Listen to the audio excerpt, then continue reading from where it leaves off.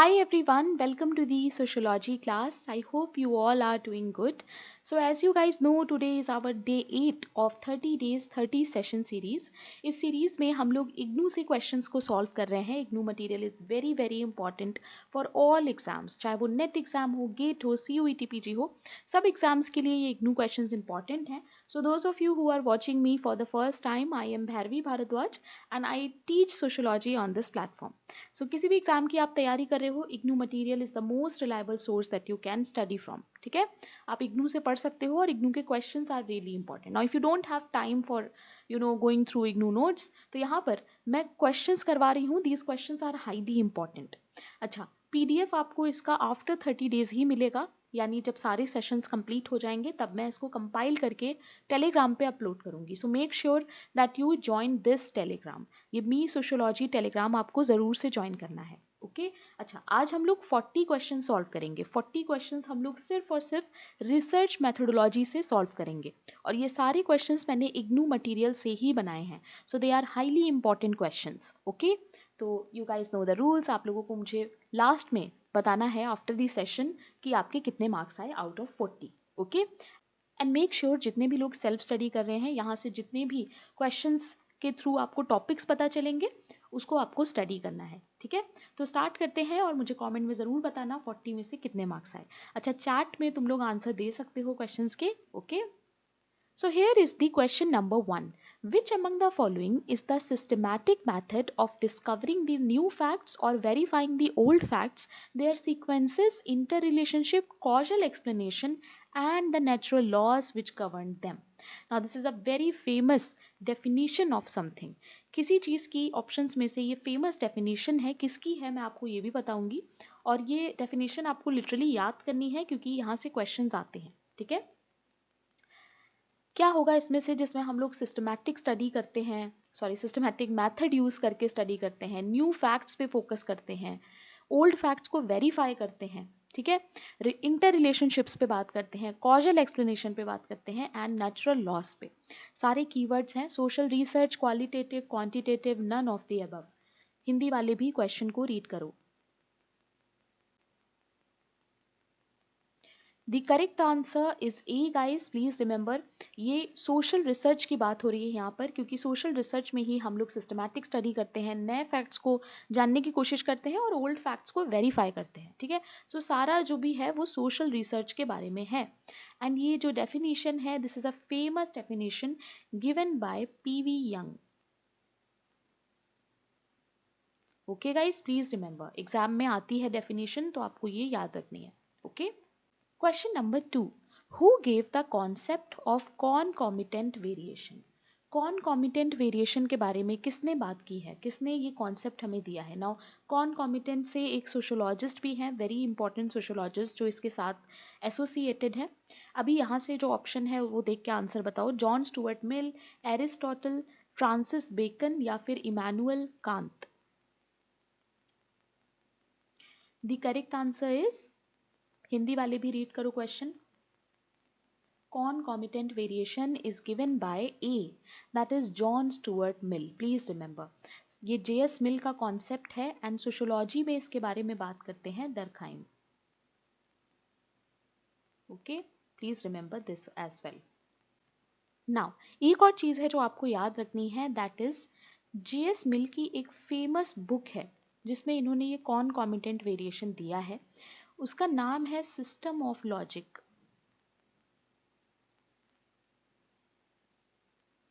ठीक है, प्लीज ये ध्यान रखना, इसमें ये 5 मेथड्स की बात करते हैं. So concomitant variation is one of them. ठीक है,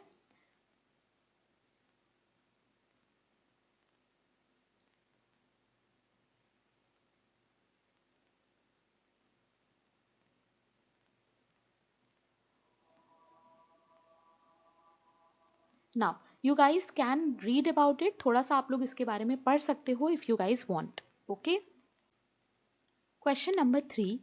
which statement is incorrect about qualitative research? इसमें से कौन सा है जो क्वालिटेटिव रिसर्च के बारे में इनकरेक्ट है? Read the options very carefully. Hindi वाले भी रीड करो, ऐसे क्वेश्चंस एग्जाम में बहुत आते हैं. क्वालिटेटिव रिसर्च, क्वांटिटेटिव रिसर्च, जितने भी टाइप्स ऑफ रिसर्च हैं उनके बारे में आपको अच्छे से नॉलेज होनी चाहिए. ठीक है, देखो, in social sciences it depends on observation and interaction in the field where the research is being conducted. Then it is an approach to the study of social world which seeks to describe and analyze the culture behavior of human. Group discussion is another method used by qualitative approach. This research exhibits many qualities of natural sciences approach. अब इसमें से तुम लोगों को eliminate करना है, so tell me the answer in the chat. Chat में मुझे बताओ कि इसका आंसर क्या होगा. It is a easy question. Please ऐसे क्वेश्चन आएंगे एग्जाम में तो गलत मत करना. The correct answer is D. Very easy question. D में देखो लिखा है कि this research exhibits many qualities of natural science. So qualitative में नेचुरल साइंस के फीचर्स या कैरेक्टरिस्टिक्स नहीं होते हैं. यहाँ पर बात हो गई है क्वांटिटेटिव की.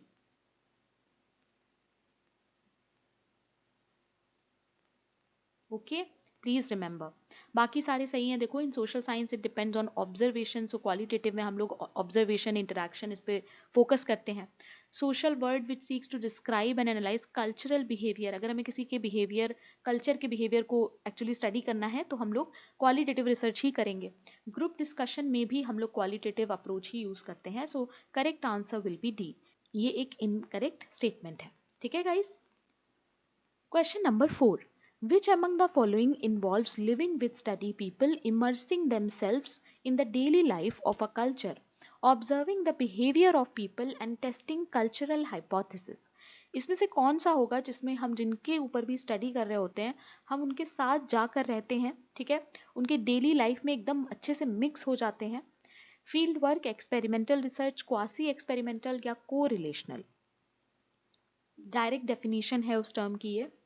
द करेक्ट आंसर इज ए. जिन्होंने ए आंसर दिया है, very good. It is talking about field work. Field work में हम लोग क्या करते हैं कि हम लोग जिस भी ग्रुप की या जिस भी लोगों की स्टडी कर रहे होते हैं उनके बीच में जाकर उनके जैसा ही हमें रहना पड़ता है. उनकी डेली लाइफ के हिसाब से हमें रहना पड़ता है टू अंडरस्टैंड देम बेटर. ठीक है. सो field work will be the correct answer. Okay. Question number 5. Repeating a study in exactly the same format to check whether the same results are obtained every time it is conducted. अगर हम किसी study को बार बार repeat करें ये देखने के लिए कि सेम रिजल्ट आ रहा है या नहीं, तो इसमें से कौन सा है जो इस चीज़ को बेस्ट डिफाइन कर रहा है? ट्रायंगुलेशन, रेप्लिकेशन, वर्स्टेहिन या फिर वैलिडेशन? हिंदी वाले भी क्वेश्चन रीड करो. The correct answer is B, that is replication. Please remember guys, replication answer होगा यहाँ पर, क्योंकि रेप्लिकेशन में ही हम लोग रिपीट करते हैं स्टडी को सेम फॉर्मेट में ये देखने के लिए कि सेम रिजल्ट आ रहा है या नहीं. Okay. And triangulation, verstehen, validation, these are all very important topics. तो एक बार इनको भी रीड कर लेना, इनको भी रिसर्च करके थोड़ा सा पढ़ लेना. Okay. Question number 6.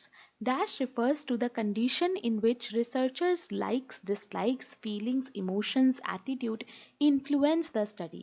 The outcome of such research may not be totally valid and reliable. क्या बात हो रही है यहाँ पे और किस चीज़ की बात हो रही है? ऑब्जेक्टिविटी, सब्जेक्टिविटी, क्रिएटिविटी या फिर वैलिडिटी? हिंदी वाले भी क्वेश्चन रीड करो.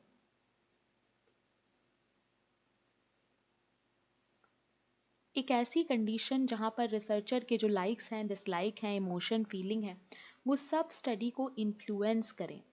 इसको हम लोग क्या कहेंगे? The correct answer is B.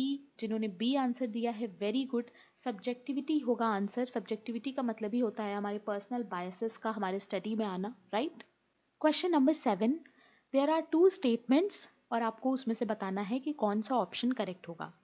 पहला स्टेटमेंट है कि प्योर और basic research is carried out with the purpose of gaining knowledge for its own सेक. दूसरा स्टेटमेंट है कि applied research is based on need of gather knowledge for practical application और use. क्या दोनों स्टेटमेंट सही हैं, दोनों गलत हैं, या एक सही है और एक गलत है? हिंदी वाले भी क्वेश्चन को रीड करो.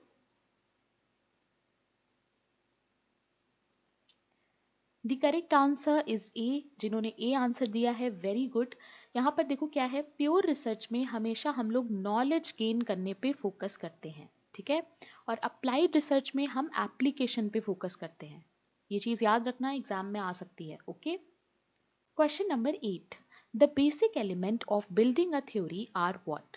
कॉन्सेप्ट, वेरिएबल, स्टेटमेंट, ओपिनियन या फिर बायसेस।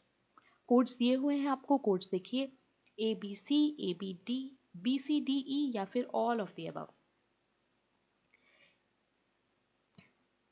एक थ्योरी बिल्ड करने में हमें कौन कौन से एलिमेंट्स हैं जिनकी ज़रूरत पड़ती है? Very easy question. The correct answer is ए। जिन्होंने ए आंसर दिया है, वेरी गुड। ओपिनियन एंड बायस का थ्योरी में कोई इतना इम्पोर्टेंस है ही नहीं।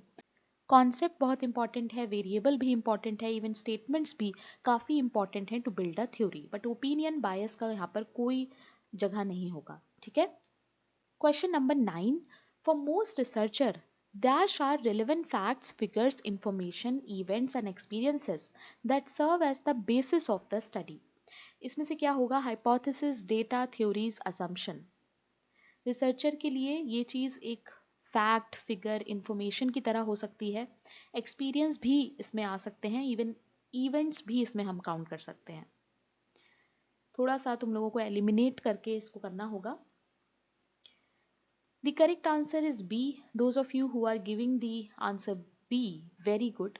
आंसर बी होगा। डेटा ही होता है जिसमें हम लोग fact, figure, information, event, experience सबको डाल सकते हैं। ठीक है, ये सब डेटा का पार्ट है, प्राइमरी हो सकता है, सेकेंडरी हो सकता है। Okay. Question number 10, which is correct about research. Now research के बारे में यहाँ पर क्या चीज़ है जो सही है? Please read the question very carefully. It is based on empirical evidence and observable experience. It disregards the scientific method and follows an arbitrary approach, an unsystematic and uncritical approach that lacks thorough investigation of a phenomena, या फिर it avoids interpretation and does not attempt to explain the phenomena। Very easy question. जिन लोगों ने पढ़ा है research का meaning IGNOU में या कहीं पर भी, अगर आप लोगों ने सेल्फ स्टडी किया है, you guys will understand this question. And those of you who are from the batch, आप लोगों को तो ये बहुत आसान लग रहा होगा। जो लोग ये आंसर दे रहे हैं, वेरी गुड। इसका करेक्ट आंसर ए होगा, क्योंकि रिसर्च में जो भी हम लोग रिसर्च करते हैं उसमें हम लोग इम्पिरिकल एविडेंस, ऑब्जर्वेबल एक्सपीरियंस पे फोकस करते हैं, right. डिसरिगार्ड्स the scientific method, research में साइंटिफिक मेथड यूज होता है तो डिसरिगार्ड तो नहीं होगा। अनसिस्टमैटिक या अनक्रिटिकल अप्रोच नहीं होता है, जबकि होता है सिस्टमैटिक और critical approach. And it avoids interpretation, तो ये भी गलत है। यहाँ पर हम लोग इंटरप्रिटेशन करते हैं रिसर्च में और किसी भी फिनोमिना को एक्सप्लेन करने की कोशिश करते हैं, right. Question number 11, hypothesis that aims to predict the direction of relationship between two variables. एक ऐसा हाइपोथेसिस होता है जिसमें हम लोग दोनों वेरिएबल के बीच का डायरेक्शन जो है उसको देख पाते हैं। Null hypothesis, alternate hypothesis, directional hypothesis या फिर non directional hypothesis. What will be the correct answer? The correct answer is C, that is directional hypothesis. Please remember.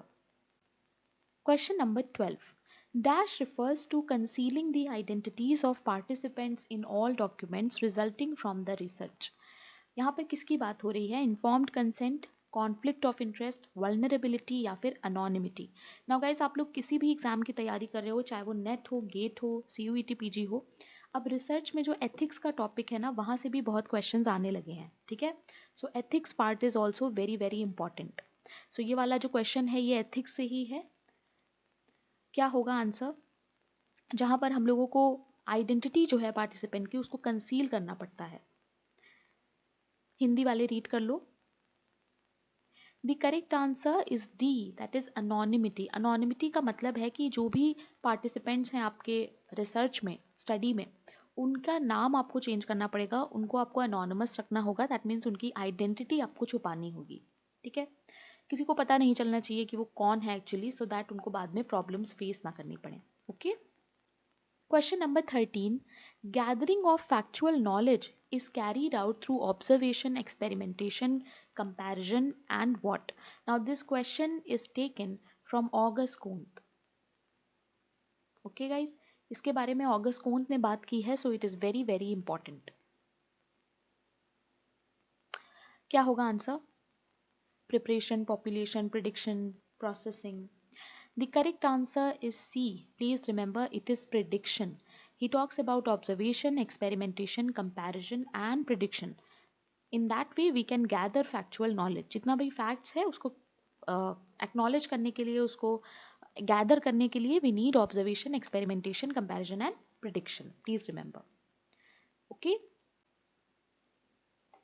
Question number 14.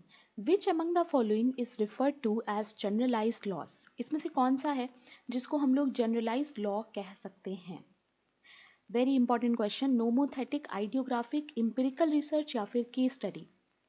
Generalised law किसको कह सकते हैं हम लोग? हिंदी वाले भी क्वेश्चन को रीड करो. The correct answer is A. Please remember, nomothetic को हम लोग जनरलाइज्ड लॉ कह सकते हैं. ठीक है. एंड आइडियोग्राफिक को हम लोग क्या कह सकते हैं? Individual facts. ये भी याद रखना.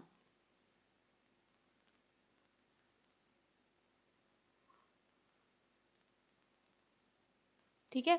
और ये दोनों जो कॉन्सेप्ट हैं they are given bye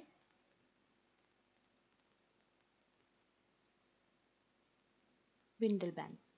okay. Please remember guys, exam में क्वेश्चन यहाँ से आया है नेट में, तो बाकी एग्जाम्स में भी आ सकता है. ठीक है. Question number 15. Who found the classic example of panel design in the people's choice. Panel design का क्लासिक एग्जाम्पल दिया है किसी ने इस बुक में, that is people's choice. This is the direct question from the boxes जो इग्नू में box दिए होते हैं ना, वहां से ये क्वेश्चन है. So it is very important. Options हैं लैजरफेल्ड, मार्क्स, गटमैन या फिर Clifford Geertz. The correct answer is A. Please remember it is Paul Lazarsfeld. Okay. यही होंगे करेक्ट आंसर एंड एग्जाम में ये आ सकता है, तो इट इज़ वेरी इंपॉर्टेंट. ऐसे फैक्चुअल चीज़ें एग्जाम में आती हैं. ठीक है. क्वेश्चन नंबर 16 देखो. Given below are two statements. दो स्टेटमेंट है, आपको बताना है कौन सा सही है कौन सा गलत है. क्वेश्चन रीड करो, हिंदी वाले रीड करो और फिर मुझे चैट में इसका आंसर दो. I am giving you some time to read the question.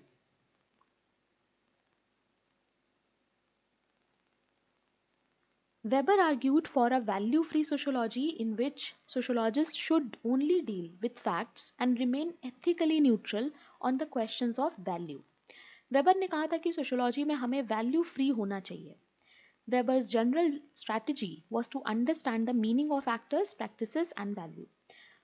Weber क्या करना चाहते थे? वो एक्टर्स की, यानी जो भी जिस पे आप स्टडी कर रहे हो, उनके प्रैक्टिसेस और वैल्यूज को समझना चाहते थे. The correct answer is A. Please remember guys, both the statements are correct. Value free की बात वो करते हैं और वो वर्स्टी हिन में बात करते हैं कि कैसे हमें एक्टर्स के एक्शंस पे फोकस करना होगा. Right. He also talks about social action as well. Question number 17 देखो. Which of the following is not an example of variable in social science. इसमें से कौन सा है जो वेरिएबल नहीं है? Age, social class, constant value या फिर इनकम. वेरिएबल क्या होता है? You guys should know, it is a important topic. The correct answer is C. Please remember, variable का मतलब ही होता है something that we can change. ऐसा कुछ भी जो चेंज होता रहता है दैट इज वेरिएबल. इसीलिए वेरिएबिलिटी का कॉन्सेप्ट हम पढ़ते हैं. राइट. या फिर you can remember it like variation. Okay. So change को हम लोग वेरिएबल में पढ़ते हैं. I hope you guys no.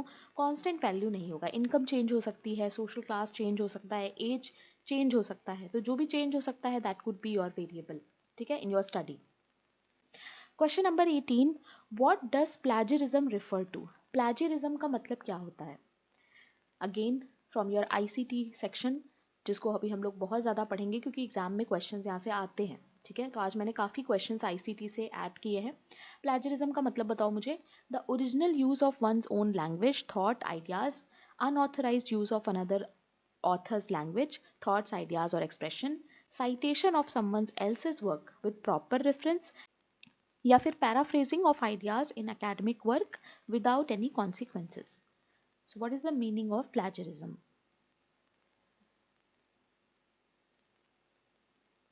The correct answer is B. Please remember, plagiarism का मतलब होता है कि जब हम किसी और के काम को अपना बना के और बताने लगते हैं, दिखाने लगते हैं. ठीक है. जैसे मान लो मैंने कोई क्लास लिया और उसमें मेरे बनाए हुए क्वेश्चंस हैं. Now you guys can see, मैंने पीछे यहाँ पर वाटर मार्क लगा रखा है the sociology class, because these questions are made by me. So if you want to copy it, तो आपको इसको चेंज करके ही कॉपी करना पड़ेगा, राइट। अगर आप एज इट इज कॉपी कर लोगे तो मैं कॉपीराइट क्लेम आप पे कर सकती हूँ। Your understanding. सो प्लैजरिज्म का मतलब होता है कि जब हम किसी का work as it is copy कर लेते हैं। लेट्स अज्यूम कि यहाँ पर ये वाटरमार्क नहीं होता तो कोई भी इसका स्क्रीनशॉट ले सकता था, अपने में ऐड कर सकता था, राइट। तो इस चीज़ से बचने के लिए वाटरमार्क्स होते हैं। So that is how you can understand plagiarism as well, कि अगर आप किसी का भी काम, किसी का भी इवन थॉट आइडिया यूज़ कर रहे हो अपने में, so that also comes in plagiarism. Okay. Question number 19 again from ICT section. What does ELKI stand for? ELKI का क्या मतलब है? Environment for Learning Knowledge Index, Environment for Linking Knowledge Information, Environment for Developing KDD Application Supported by Index Structure, या फिर Electronic Learning Knowledge Interface. The correct answer is C guys. This is something new. तो please इसको अपने notes में add कर लेना, exam में question यहाँ से आ सकता है, ठीक है। अच्छा, ये होता क्या है ELKI? ये भी याद रखना, it is a data mining software. Okay.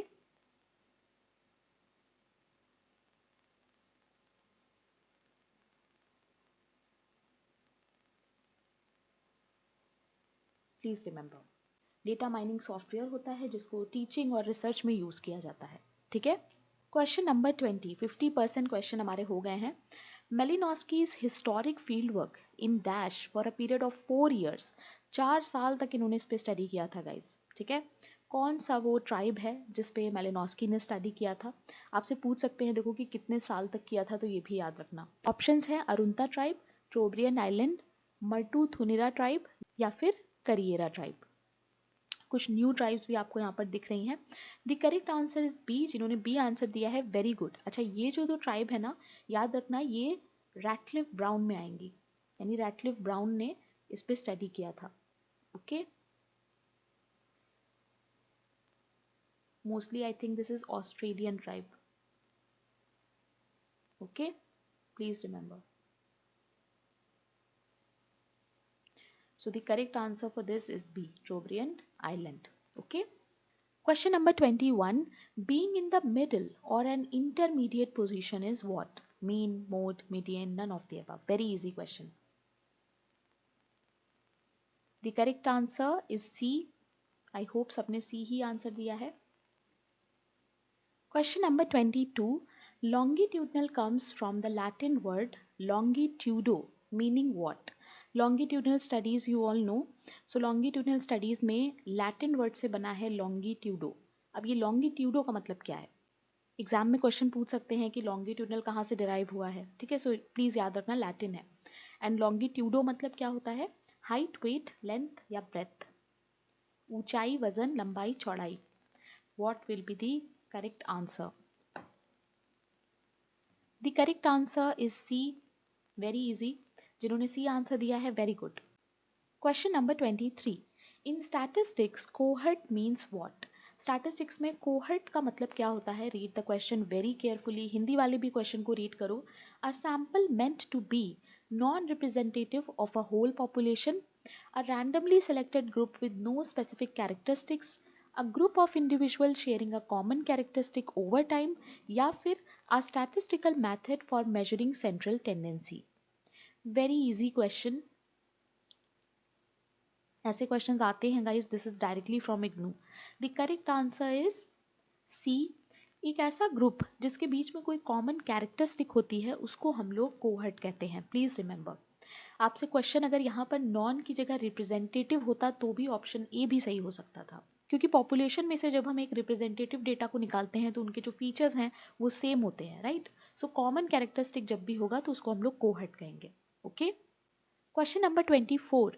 Which is correct about social survey? Social survey के बारे में इसमें से क्या सही है? It is relatively inexpensive, it is useful in describing the characteristics of a large population, demographic structure of a population, and its emerging trends and patterns. It can be administered from remote locations using mail, email, telephone, all of the above. The correct answer is D guys. Please remember, सारी ही चीज़ें सही हैं social survey के हिसाब से। ये inexpensive होता है, प्लीज रिमेंबर। ये इसके एडवांटेज भी हैं, ठीक है। लार्ज पॉपुलेशन के लिए it is very very important. और अगर रिमोट लोकेशन पे यूज़ करना है तो मेल, ईमेल, टेलीफोन, उसके थ्रू भी हम सोशल सर्वे कर सकते हैं, ठीक है। So these are basically advantages. Advantage, disadvantage, यहाँ से भी क्वेश्चन आते हैं guys, so don't skip that, okay. Question number 25, in social sciences a variable is defined as what. अभी हम लोगों ने एक क्वेश्चन वेरिएबल पे करा था। Again variable is defined as what, a constant characteristic of individual, an attribute that is observed at different levels, amounts or strength across samples, a fixed numerical value, a concept that cannot be measured. What will be the correct answer? Variable को हम क्या कह सकते हैं, अभी हम लोगों ने देखा था। The correct answer is B guys. जिन्होंने बी आंसर दिया है, वेरी गुड। कभी भी वेरिएबल कांस्टेंट नहीं होता है। वेरिएबल एक फिक्स्ड न्यूमेरिकल वैल्यू नहीं हो सकती है, उसको हम लोग कांस्टेंट ही बोलते हैं एक्चुअली, और उसको हम लोग मेजर कर पाते हैं, सो कांस्टेंट मेजर नहीं हो पाता है, please remember. Question number 26, dash are individuals or organizations that control access to research, participants, data or field sites, sponsors, gatekeepers, participants या फिर researcher. What will be the correct answer? The correct answer is B. Please remember guys, it is gatekeepers. Gatekeepers वो individual या वो organizations होते हैं जो participant या data या फील्ड स्टडी को कंट्रोल कर रहे होते हैं, उनका जो एक्सेस है उसको कंट्रोल करते हैं, ठीक है। ये कोई भी हो सकते हैं, कम्युनिटी लीडर्स हो सकते हैं,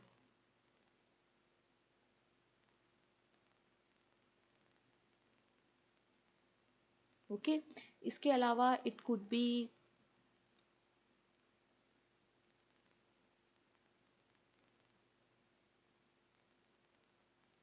इंस्टीट्यूशनल हेड्स,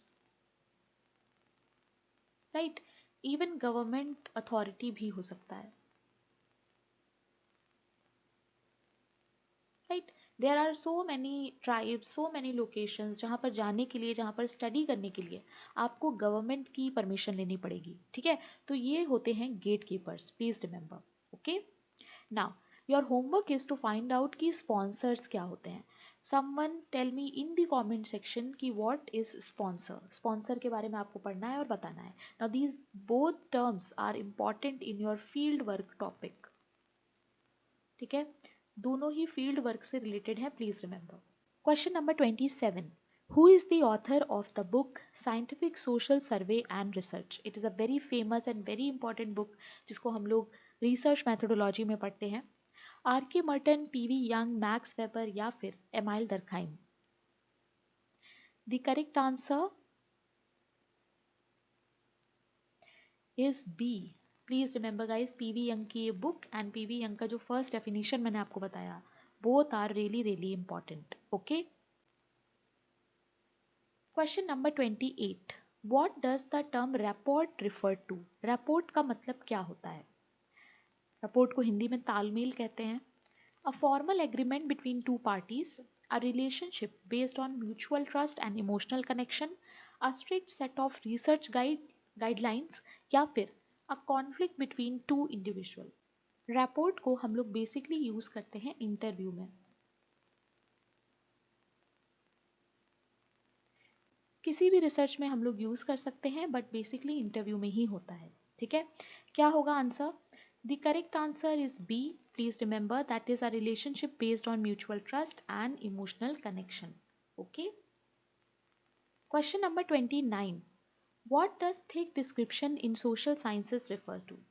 थिक डिस्क्रिप्शन का क्या मतलब होता है। A simple description of physical behaviour, a detailed account including context and meaning of interpreted by actors, a purely statistical analysis of human action या फिर a brief summary of social behavior without interpretation.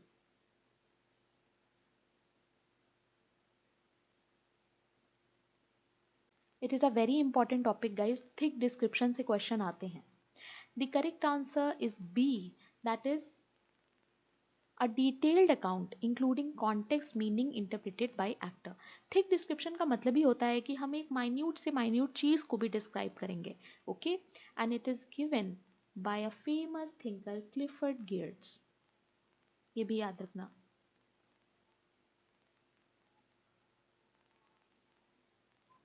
Okay.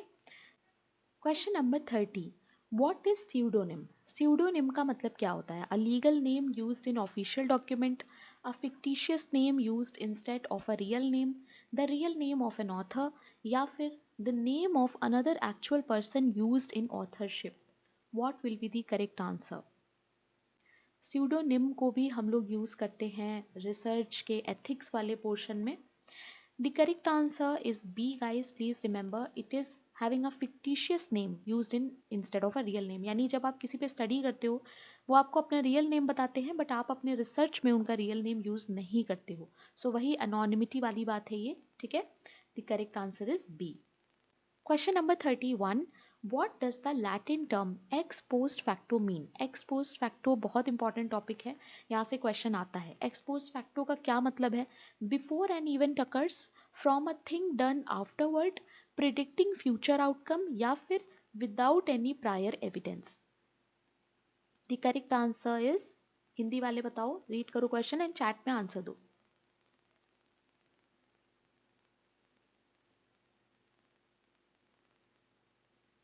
The correct answer is B, guys. Please remember it is from a thing done afterward. X post facto research का मतलब ही होता है कि जब कोई event हो चुका होता है, ठीक है, उसके बाद हम लोग रिसर्च करते हैं उस पर, ठीक है, something that has been done. Now to understand it better we can take example of smokers. Let's say आपको लंग कैंसर पेशेंट्स पे स्टडी करना है, ठीक है। अब अगर आपको लंग कैंसर पेशेंट पे स्टडी करना है तो आप उन्हीं सारे पार्टिसिपेंट्स को तो लोगे जिनका जो ऑलरेडी या तो लंग कैंसर उनको हो गया है या फिर वो स्मोकर्स हैं, राइट। सो ऐसा तो नहीं है ना कि किसी दो लोगों को लेके आओगे एंड उनको कहोगे कि ठीक है 2 साल तक सिगरेट पियो and then come back for the study. No, you will not do that, right. So ex post facto का मतलब होता है कि जब हम लोग इन्वेस्टिगेट करते हैं आफ्टर समथिंग इज डन, ठीक है, please remember.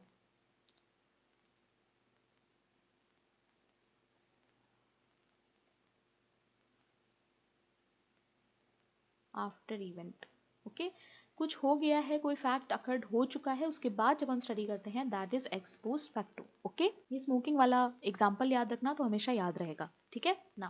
Question number 32, being value free in sociology means what?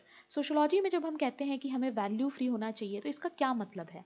Personal values and economic interest should not effect the process of social scientific analysis, या फिर इट emphasizes सब्जेक्टिविटी, या फिर it means bias and engagement with personal perspective, या फिर it is about allowing opinions. Very easy question. The correct answer is A, guys. जिन्होंने A answer दिया है very good, this is directly from your weber topic, ठीक है। Weber talks about value free, value neutrality, right. Question number 33, which among the following is incorrect pair? इसमें से कौन सा है जो इनकरेक्ट है? फॉन्ट में थोड़ा सा प्रॉब्लम हो गया है। Trobriand Island Malinowski, Samoa Margaret Mead, Andaman Islanders Radcliffe Brown, या फिर Chan Kom Emile Durkheim. Now it is very easy, the correct answer is D. Emile Durkheim ने चैन कॉम पे स्टडी नहीं किया है, चैन कॉम पे स्टडी किया है रॉबर्ट रेडफील्ड ने, ओके।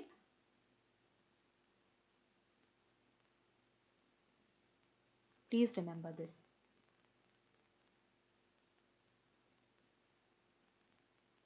एंड चैनकॉम की जगह अगर आपसे पूछा जाएगा यूकाटान तो भी आंसर रैटक्लिफ ब्राउन होगा, ठीक है।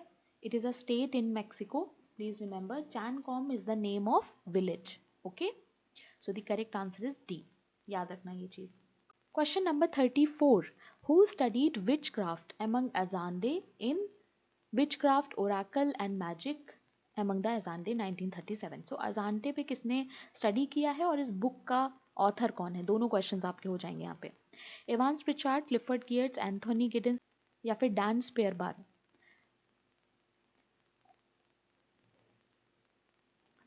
The correct answer is A, guys. Please remember Evans Pritchard का बुक है ये और इन्होंने ही अजानटे पे स्टडी किया था जिसमें he studied which craft. Now इनका एक और थ्योरी है, एक और ट्राइब है न्यूअर ट्राइब, इस पे भी इन्होंने काफ़ी स्टडी किया है, तो एग्जाम में क्वेश्चन आता है, हमेशा कीवर्ड याद रखना, okay. Question number 35, Harold Lasswell formulated the core questions of which analysis? Harold Lasswell ने कुछ क्वेश्चंस बताए हमें किसके एनालिसिस के बारे में? Who says what, to whom, why, to what extent and with what effect? Qualitative, quantitative discourse content. Now this is also taken from IGNOU directly. IGNOU की ही line है ये, मैंने कुछ भी इसमें चेंज नहीं किया है. The correct answer is D guys, please remember. Harold Lasswell कहते हैं that it is content analysis, जहाँ पर हम लोग इन सारे questions को एनालाइज करते हैं, फोकस करते हैं. ठीक है, please remember guys, content analysis को हम लोग वैसे तो टेक्सचुअल एनालिसिस के नाम से भी जानते हैं. ठीक है, बट ये क्वालिटेटिव भी होता है और क्वांटिटेटिव भी.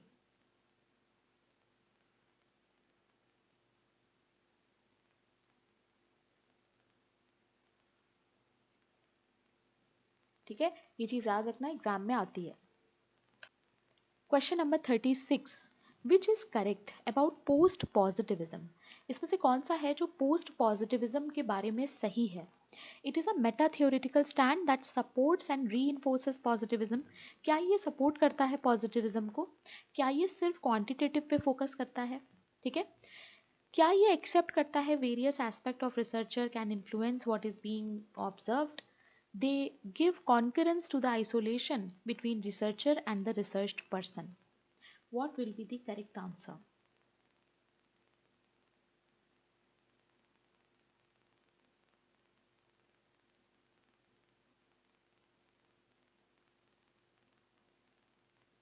The correct answer is C.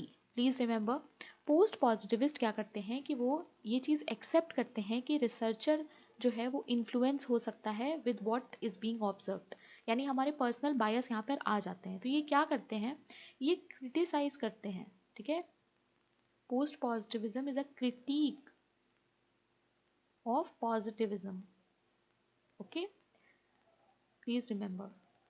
Also ये इसको मॉडिफाई करते हैं. ठीक है, तो जो पोस्ट पॉजिटिविस्ट होंगे वो पॉजिटिविज्म को मॉडिफाई करेंगे. Please remember the correct answer will be then C. Okay, question number 37, what is Zotero. Zotero क्या होता है. A paid bibliographic data management software, a free and open source reference management software, PDF file management software या publishing platform. Now इस तरह के questions आते हैं guys. मैंने कहा रिसर्च में अब आईसीटी का पोर्शन बढ़ रहा है. आईसीटी से क्वेश्चन आते हैं, चाहे सीयूईटी पीजी हो, नेट हो या गेट हो. तो इट इज़ इंपॉर्टेंट कि आपको ये सारी चीज़ें पता हो. The correct answer is B. Please remember, Zotero एक ऐसा सॉफ्टवेयर है जहाँ पर हम लोग ओपन सोर्स रेफरेंस को मैनेज कर सकते हैं. ठीक है, so B is the correct option here. Okay, question number 38, in which research data are systematically collected over a period of months or years in such a way that it is possible to observe trends in attitudes or behaviors over the specified period. Longitudinal design, experimental design, cross sectional design या फिर descriptive design. What will be the correct answer? This is a very important question, exam में आता है ये. जब हम लोग data को सिस्टमेटिकली कलेक्ट करते हैं over a period of months और ईयर. टाइम याद रखो यहाँ पे. हिंदी वाले भी क्वेश्चन को रीड करो. The correct answer is of course A, that is longitudinal design. Please remember, question आ सकता है एग्जाम में यहाँ से, तो याद रखना. अच्छा, जिन लोगों को पता है क्रॉस सेक्शनल डिजाइन क्या होता है मुझे बताओ, कमेंट में आपको मुझे बताना है ये. ठीक है, दोनों को साथ में ही पढ़ते हैं जब भी हम लोग पढ़ते हैं. Okay, question number 39, which refers to the view that experience particularly of the senses is only source of knowledge. इसमें से कौन सा ऐसा ऑप्शन है जो ये कहता है that experience बहुत इंपॉर्टेंट है. हम सब कुछ जो भी नॉलेज बिल्ड करते हैं वो अपने एक्सपीरियंस और सेंसेस के अकॉर्डिंग करते हैं. Rationalism, relativism, empiricism, secularism. Very important question. ऐसे क्वेश्चन आते हैं. चैट में सब लोग इसका आंसर दो. The correct answer is C. Please remember, it is empiricism. और जब हम लोग लॉजिक पे फोकस करेंगे that will be rationalism. Okay, please remember. Now question number 40 and last question of today's class. यहाँ पर करेक्ट की जगह आपको मुझे बताना है इनकरेक्ट क्या है. ठीक है, मैंने एडिट नहीं किया है, गलती हो गई है मुझसे. Okay, so you have to tell me incorrect statement about probability sampling. पढ़ो question. It is called random sampling. बिल्कुल सही है, ये रैंडम सैम्पलिंग कहते हैं हम. It is a procedure in which not every member of population has equal chance. So ये statement गलत हो जाएगा क्योंकि सबके पास चांस होता है। So answer B is correct. बाकी के ऑप्शंस भी देख लेते हैं। The word random does not mean that sample is obtained in a haphazard manner, ये भी सही है। रैंडम का मतलब ये नहीं है कि हम किसी भी तरीके से जो हमारा सैंपल है उसको कलेक्ट कर लेंगे। कोई ना कोई फीचर चाहिए होता है हमें, कोई ना कोई सेंस होता है, right. It is in this probabilistic sense that the sample is random. So ये भी सही है, प्रोबेबिलिटी वाला हमारा आइडिया होता है यहाँ पे। सो डी सही होगा। ऑप्शन बी ही है जो गलत है क्योंकि यहाँ पर नॉट लगा हुआ है, ठीक है। सो इनकरेक्ट ऑप्शन बताना था, करेक्ट नहीं। Okay, so these were the 40 questions. I hope आप लोगों को क्वेश्चंस अच्छे लगे होंगे। लेट मी नो इन दी कमेंट सेक्शन कि आपके 40 में से कितने मार्क्स आ रहे हैं। Okay, and all these questions are really important, so make sure कि इससे आप नोट्स जरूर बनाओ। Okay, so that's it for today guys, and subscribe कर लेना if you are a sociology student. Playlist में जाकर देख लेना, जैसे भी मैंने मैनेज करा हुआ है। ये एवरीडे मॉक आप लोग देख सकते हो, यूनिट वाइज एमसीक्यू देख सकते हो, बट इसमें काफ़ी मिस्टेक्स हैं, तो एक बार चेक करना पिन कमेंट, या मुझसे पूछ लेना। जामिया में भी काफ़ी मिस्टेक्स हैं गाइज, मुझे पिन कमेंट इसमें करने हैं, तो क्वेश्चंस देखो बट उनको चेक भी करो। इसका ना करेक्ट वाला पीडीएफ आपको टेलीग्राम पे मिल जाएगा, तो अगर किसी भी क्वेश्चन में डाउट हो एक बार पीडीएफ में चेक कर लेना। अलीगढ़ मुस्लिम यूनिवर्सिटी के पेपर भी सॉल्व कर सकते हो। All these papers are important for CUET PG, ठीक है। And this is the Telegram channel जो आपको ज़रूर से ज्वाइन करना है अगर इस सीरीज़ का PDF चाहिए। और ये मेरा पर्सनल टेलीग्राम है, कोई भी चीज़ पूछनी हो, बात करनी हो, you can message me here. Okay, इस द ऐप जो आप लोग डाउनलोड कर सकते हो। यहाँ पर काफ़ी कुछ है अभी कंटेंट जो आएगा। सिर्फ CUET PG का बैच ही स्टार्ट हुआ है, अभी नेट का बैच और भी जो बैचेस हैं वो भी स्टार्ट होंगे, तो ऐप को डाउनलोड कर सकते हो, ठीक है। चलो कल मिलते हैं, बाय बाय, कीप लर्निंग।